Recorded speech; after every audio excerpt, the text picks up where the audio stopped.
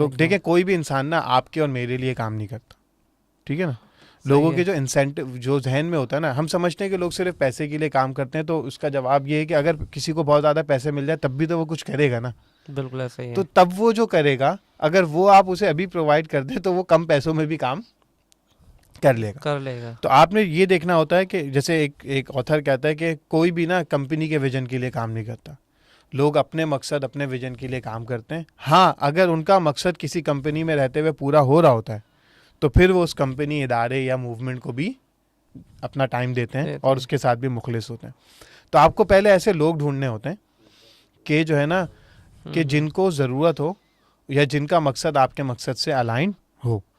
जब आप ऐसे लोग ढूंढ लें और आप उन लोगों को मुस्तकिल उन पे इन्वेस्ट करते रहें, उनको तैयार करते रहें, तो फिर आपको ऐसी ज़बरदस्त टीम मिल जाती है। क्योंकि देखें, टीम तो है ही वो जो मुश्किल में काम है।